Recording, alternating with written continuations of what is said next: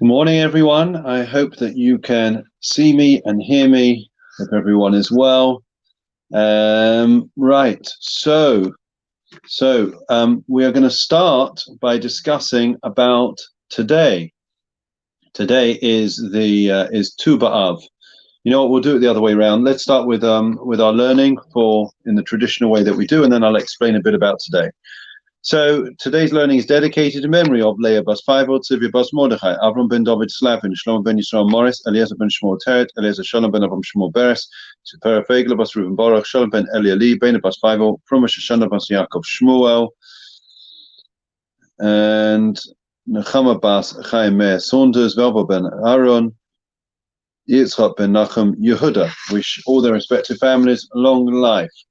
So let's do the Mishnah first, and then I will speak a bit about today. So we discussed yesterday about the approach that we should have in terms of life, in terms of Judaism. So we're meant to be as bold as a leopard, as light as an eagle, and as swift as a deer, and as strong as a lion. The next Mishnah, said by Yehuda ben Tamer, the same person, he said as follows: "Az panim legehenim." If a person is brazen, they go to hell, Gehenna. Uboishes panim, but somebody who's ashamed, he will go to Gan Eden. He will end up in the Garden of Eden. What's the difference? Why should one go to the Garden of Eden? Why should this be the defining feature? The answer is, of course, and it's very obvious, that if a person is brazen, then they have no shame. If you don't have any shame, then you come to sin. The only way that you can come to sin is because of brazenness. If I am unafraid, I don't care, right? I don't care what other people think. I don't care what God thinks. I'll do it whenever I want, what I want, when I want, because I'm the boss. That's what leads a person to sin. So it's a forgetting that God is present, right? And that leads to sin, and that's what we found with Adam and Eve. How did we come to err in the first place? So we know that it was a certain brazenness, and only afterwards did Adam pathetically hide behind a tree when God came looking for him, right? And said, Ayeka, where are you? Right? As if you can play hide and seek from God. But that's precisely what we do for so much of our lives. Conversely, we're saying, if a person is shamefaced, if a person wants to always, he feels a sense of shame when thinking about doing something wrong, right? That's not becoming of me. Then such a person will not habitually come to sin. He's going to always be aware, I couldn't possibly do that. I'm ashamed, or that's not me, right? That's the best way to educate kids and grandkids, by the way, that you say, you build them up. You don't need to, berate them. If you build them up and you say, that's not becoming of you to do such a thing, think about how great you are. Think about what you've achieved, or think about what you're capable of. That behavior is not becoming. So the Mishnah carries on and says, Yehi ratzmo fanecha, Hashem Elokeinu v'levatzenu, she'bana beit hamidrash b'mheri v'meinu v'sein chalkeinu b'sarasecha. It's the most unusual and strange thing. In the middle of a Mishnah, where we're learning a concept, then we have a prayer. And the prayer is that may the Almighty, may Hashem, right, who's the God of our forefathers, build the temple speedily in our days and give our portion in your Torah. So the question really, which I don't have an answer, actually, I don't have an answer why it's there. In fact, my question is asked by the Vilna Gaon. I'm just looking in a commentary, and he says that this is an error, and this prayer, this heartfelt prayer, should be at the end of the chapter when we finish it. Okay, so let's. I can't see the time, but I am going to do a bit of the next Mishnah because it's a long one, and then we'll switch to Tu B'Av. Hu haya omer, he used to say, Ben chamesh shanim lemikra, 5 years old is the age that to start learning the Torah, right? To start learning the Chumash, right? Ben eser shanim leMishnah, and like we're learning now, we're learning Mishnah, so that at 10 years, then one's developed, one's mind is more sophisticated and has the ability to analyze text, and therefore already 10 they can start thinking about learning Mishnah. And ben shloshesrei lemitzvahs. When they are 13 years old, we know at 13. So for a boy, it's 13. For a girl, it's 12, and that is the age that they would be able to focus their minds and take responsibility for doing mitzvahs. Okay, we'll stop there in terms of that. So today is a holiday. The Talmud tells a quasi holiday.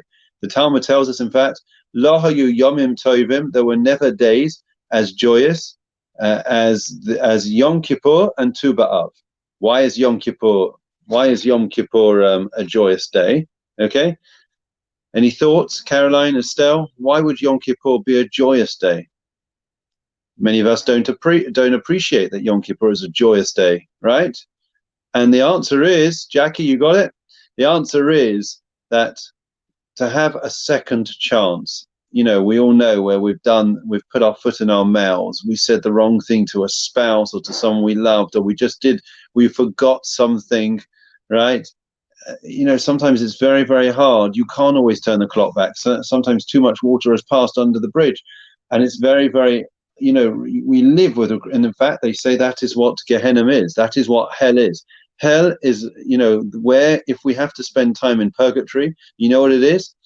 It's seeing missed opportunities. It's the regret about what I could have been, what I should have done, and therefore, when it comes to Yom Kippur, we understand why it's joyous, right? The opportunity that God gives us a second chance, each and every one of us, even though we seem to keep faltering, we keep making mistakes. Nonetheless, it's a remarkable thing. So that's why Yom Kippur is a joyous day, right? We wipe the slate clean, we feel good, right? We've put the past behind us, we've made our amends, we've made up with everyone, right? Again, and that's why Yom Kippur is joyous. What about Tu B'Av? So Tu B'Av, there were several things that happened. One of the things that happened is originally, believe it or not, tribes could only marry in their own. Intermarriage was in those days when you married between one of the tribes of Israel and another tribe. You were not allowed to do that, okay? Kahanim only married Kahanim. The tribe of Benjamin only married the tribe of Benjamin. The tribe of Yehuda only married Yehuda, and so on and so forth.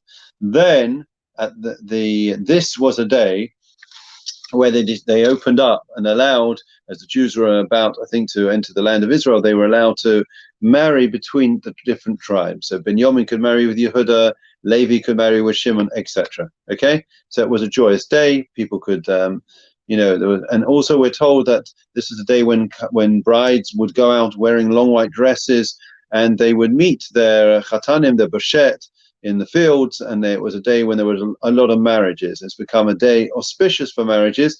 Of course, this year, although there are a lot of weddings taking place in the Orthodox world, is also a day when it will be overshadowed by the fact that there are such limitations on those weddings taking place.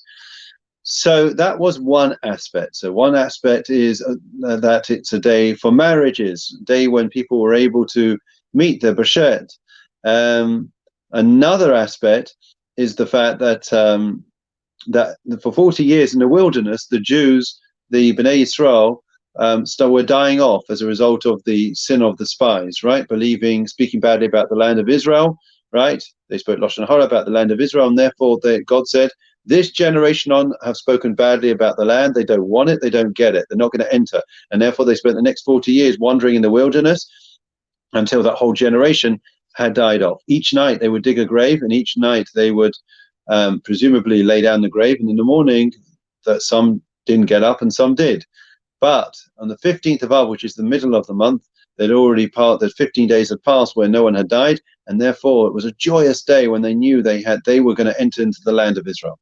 The final reason, which is I think the reason why referred to by the Talmud, why it is that this day is as joyous as Yom Kippur, is because at the time of the Bar Kokhba revolt, we're dealing with where the Romans had destroyed the temple, right? And the Romans had destroyed the temple. Bar Kokhba led a revolt against the Romans, which initially was successful, and then it was absolute disaster.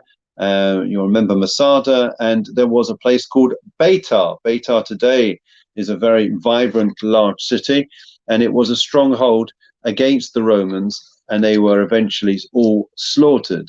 And as a punishment, the Romans decided to make an example of Beitar. They did not allow anyone to be buried.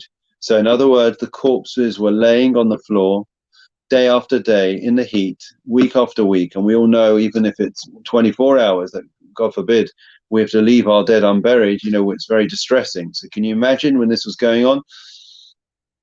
And they were granted permission to bury them on the 15th of Av. And when they came to bury them, a miracle had occurred, and the corpses were still intact. They had not deteriorated, despite the fact that the Romans had led this decree whereby Jews the Bnei Israel weren't able to bury the other Israelites. So therefore, what is it? So what is the great joy that we have? The fact that we could bury people on Tu B'Av, on the 15th of Av. The answer is that even at a time of tremendous sorrow, even at a time of when we were in a tremendous pain and anguish and darkness, we were able to see the kindness of the Almighty, that He was still with us at that time of darkness. And we recognize that if He was with us in that pain that we were suffering, right, then He will be with us throughout. And therefore we saw that God wanted to perform that miracle with maintaining the bodies, to show the Jewish people, don't be dejected, right? You're going to be able to get through this dark exile. And although we're living through it, that is the faith that we hold on to this very day, that God is with us through thick and through thin. And therefore, we should know that, believe that, and that will get us through. And please God, to see good things. We're going to carry on now. So if you see loads of girls wandering around in white dresses today, you will know, and smartly dressed gentlemen, you will know why. You'll be able to go up to them and say, I know why you're walking around in a long white dress in a forest. It's because it's Tu B'Av. If only the Shidduchim was as easy as that, that would solve all the Shidduch crisis. So, Psalm 23. The Lord is my shepherd, I shall not want. He causes me to lie down in green pastures. He leads me beside still waters. He restores my soul. He leads me in the paths of righteousness for His name's sake. Even when I walk in the valley of darkness, I will fear no evil, for You are with me. Your rod and Your staff, they comfort me. You set a table before me in the presence of my adversaries. You anointed my head with oil, my cup overflows. May only goodness and kindness pursue me all the days of my life, and I will dwell in the house of the Lord for the length of days. Memorial prayer. Adon Olamim Zacho Es Nishmois Le'abat Faivo Tzivi Bas Mordechai Avram Ben David Slavin Shom Ben Yisrael Morris Eliezer Ben Shmuel Teret Eliezer Shalom Ben Avram Shmuel Beres Zipor Fegel Bas Ruven Bar Shalom Ben Eli Ben Bas Faivo from Shoshana Bas Yaakov Shmuel Nechama Bas Chaim Saunders Velva Ben Aaron Yitzchak Ben Nachum Yehuda Shalchu li lamam began Eden Teimenu Chasam Lachem Balarachamim Yasirein Beseisa Kanapam Yolamim Yitzchak Bas Chaim Sishmasam Adonai Yanach Lasam Yanuch B'Shlamish Gavam V'Namar Amen. Refuah Shlema prayer, and we wish long life to all those that have Yortzeit or are saying Kaddish. Misha Berach Avseinu Rabbi Yitzchak Yaakov Moshe Aaron David Shlomo Yivarech Rebbe Zachelim Bavu Shana Mispalim Bavu Ram B'Zusar B'Z Chazar Kadosh Baruch Hu Yimalei Rachem Aleihem Lachman Lefosam Yishlach Lem Shmushim Shmam Lechol Ben Besor Shach Yisrael Refuah Sanefesh Refuah Sakov Hashabakas Makarev V'Namar Amen. We wish everyone a Refuah Shlema who needs it. We say good morning to all those that are joining us in Woodside Park. Yes, as you can see, this is a real bookshelf. I am still in Woodside Park. To Eitan, to Richard, to Peter, to Paul, Michelle, Rachel, Andrea, Michael, David, Mervyn, Jackie, Anthony, Estelle, Caroline, Harry, Richard, and we are delighted so many are joining us despite the holidays. And in fact, the holidays is a real opportunity to invigorate ourselves and to spend time on what we really care about. So when we go up after 120, one of the questions we're going to be asked is, did we spend as much time as we should? Did we spend as much time as we should on learning, on Jewish mitzvot and other things? And sometimes we'll be able to put up an excuse and say, I had so many chores and I had so many responsibilities and I had work. That will work some of the time, but the measure of a person is during the holiday season, when you've got time on your hands. If you are dedicating yourself to what's really dear to yourself, then then that shows for the rest of the year and the rest of your lives what you really, really cherish. So I'm not saying you shouldn't go out today, everyone, and have fun in the holidays. Everyone should. And please God, maybe next week you may see a different background if I manage somehow to get away. But in the meantime, have a great week. Have a great day. Keep safe. Keep well. See you tomorrow. All the best.